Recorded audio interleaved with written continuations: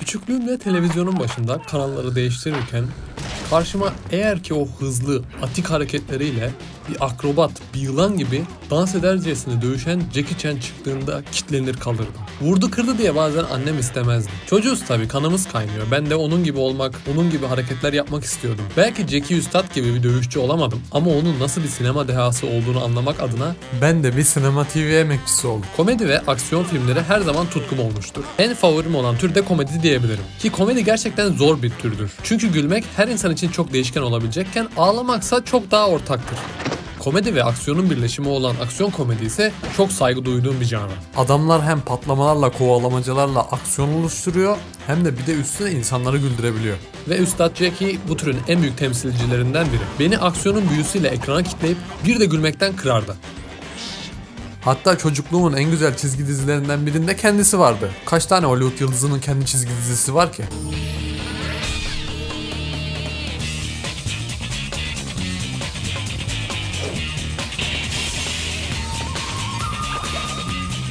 Gel gelelim bunca yılın ardından bu sene 2 tane Jackie Chan filmi izledim.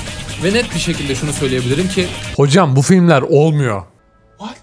Burada magazinsel konuşmayacağız. Evet, Jackie çok ilginç bir hayat yaşamış olabilir. Akrobasi okuluna çocuk yaşta gitmiş, sonra sanat okumuş, annesi uyuşturucu baronu çıkmış, babası ajan çıkmış, 40'ından sonra bunları öğrenmiş, kızıyla arası bozulmuş, kızını evlatlıktan reddetmiş, oğluna hiç para vermemiş. Bunların bir önemi yok. Bizim konumuz şu: Jackie Chan hem yönetmenliği, hem oynadığı, hem yapımcılığını, koreograflığını yaptığı sayısız filmle nasıl akıllara kazındı ve onu diğer kung fu temelli yapımlardan, aktörlerden ayıran temel nedenler nelerdi? Artık neden yeni filmleri eskisi gibi güldürmüyor? Bunlara bakacağız.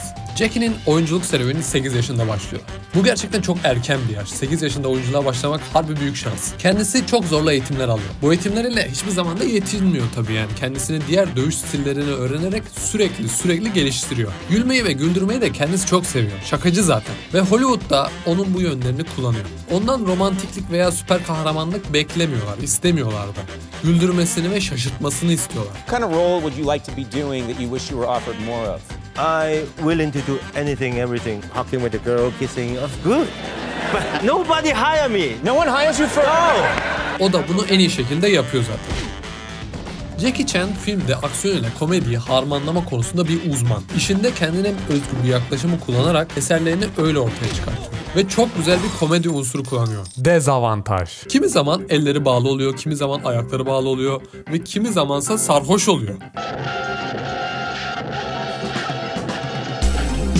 Jackie her zaman kendine bir dezavantaj belirler. Bu dezavantaj durumunu da dövüşlerinde yaratıcı bir şekilde kullanarak izleyicileri etkiliyor. Normalde her kahramanın dezavantajlı olduğu bir durum vardır. Jackie ise anlık eksikliklere sahip oluyor ve tansiyonu böylece yükseltiyor. Bu eksikliklerle dövüşmesi seyircideki merak oranını arttırıyor. Böyle dezavantajlarla oynamak temelde aşırı gözükebilecek bir oyunculuğa sebep olabilir. Zaten bu oyunculuk stilinden dolayı kendisi Chaplin, Lloyd ve Keaton gibi isimlerle benzeşiyor. Onların tarzını aksiyon sahnelerine uyarlıyor. Ama bu abartı 21. yüzyılda normalde sinir bozucu olabilecekken kendisi bunu doğal akışa bağlayabiliyor. Böylece seyirci bunu saçma bulmuyor. Jackie Chan'in diğer aksiyon yıldızlarından farkı vuruş sahnelerinde kullanış biçimi. Diğer filmlerde ana karakterin dövüş sahnelerinde ya önemsiz darbeler alır ya da sadece büyük dövüşlere girer. Hatta girdiği dandik dövüşlerde neredeyse hiç darbe almadan kurtulabilir. Normal hayatta dövüştüğünüzde karşı tarafa vurduğunuz kadar sizin de darbe almanız olasıdır. Jackie bunu çok iyi kullanır. Darbeler, vuruşlar olağan hale gelir. Kendisi sürekli darbe alır. Vurduğu kadar da dayak yer. Önüne arkasına hızlı ve komik dövüşlerle karakterinin dövüşün merkezine yerleştirir ve seyirci bu dövüş sahnelerinden gözünü ayıramaz. Çünkü sürekli zaman Jackie'nin aleyhine işliyor gibidir. Dövüşler genelde abartılıdır. Çok akrobatiktir. Çünkü Jackie'nin kendisi bir akrobat. Onun bu sürekli dayak yeme durumundan dolayı bu içgüdüsel bir olaymış gibi çevresini kullanarak dövüşür. Ve herhangi bir materyali silaha çevirir. Çevresini kullanma yeteneği onun stili olur. Bilinirliği ve akıllara kazınmasının sebebi de budur. Sıradan nesneleri beklenmedik silahlara dönüştürerek dövüşlerine gerçekçilik ve komedi katar. Aslında Kung Fu da böyle zaten. Bir terzinin kumaş askılığı ya da bir temizlikçinin elindeki süpürgeye bir silaha dönüşebilir. Filmdeki her aksiyon mantık çerçevesinde bir karşı aksiyona dönüşür.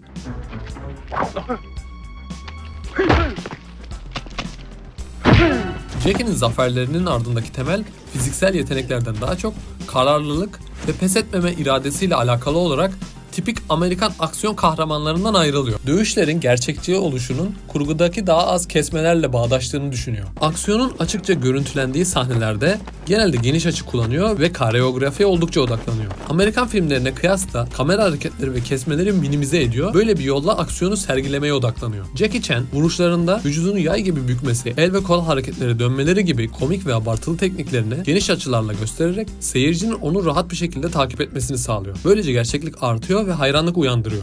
Jackie'nin mükemmelliyetçiliği sahneler için sayısız tekrar yapabilmesine olanak sağlıyor. Bu yeteneği etkileyici ve sorunsuz sekanslar ortaya çıkartıyor. Burada kendisinin istediği koreografiye takık olduğunu söyleyebiliriz. Kendi yönetmenliğinde de böyle başrol olarak oynadığı yapımlarda da ki genelde dublörleri de o eğitiyor. Kendisi de çoğunlukla dublör kullanmıyor. Sahnelerde aslında dayanıklılığı ve kararlılığı vurguluyor. Geniş açılı ve yakın çekim sahneleri stratejik bir şekilde birleştirerek düzenleyen Jackie doğal bir akış ve ritim oluşturuyor. Bu teknik her vuruşun etkisini arttırıyor ve izleyici üzerinde daha güçlü bir izlenim bırakıyor. Birçok aksiyon yıldızının aksine Jackie zayıflığı ve acıyı tasvir ederek karakterlerine insan boyutu katıyor. Hey, you put me in this situation. I'm the good guy, you the bad guy. Bu acının komediye katkısı darbeleri kabul etmesi ve yüz ifadelerini etkili bir şekilde kullanmasıyla görülüyor. Dövüş esnasında bir yakın açı gördüğümüzde burada ya Jackie bir darbe alır ve yüzünde bunun acısını görürüz ya da kıl payı darbelerden sıyrılır. Kendisi darbe attığındaysa ikonik saçlarının hareketini görürüz. Bu hareket genelde saldırının ne kadar güçlü olduğunu ya da etkisinin ne kadar güçlü olduğunu gösterir. Yani o savrulma hareketi izleyicide etkiyi arttırıyor. Bu bile özenle yapılmış bir seçim. Jackie Chan darbe sahnelerinde karakterleriyle bütünleşerek izleyiciye daha derin bir deneyim sunar. Karakterlerin darbeler karşısındaki tepkileri izleyicinin onun acılarını ve gücünü daha yakından hissetmesini sağlar. Darbe sahneleri karakter gelişimini ve hikayenin önemli bir parçasıdır. Jackie'nin film kariyeri boyunca aldığı darbeler ve mücadeleler onun gerçek hayattaki mücadelelerini yansıtır. Kendisini kırılmadık kemiği yok. Broken, crack. Broken angle, almost just not everything broken, but square, yeah.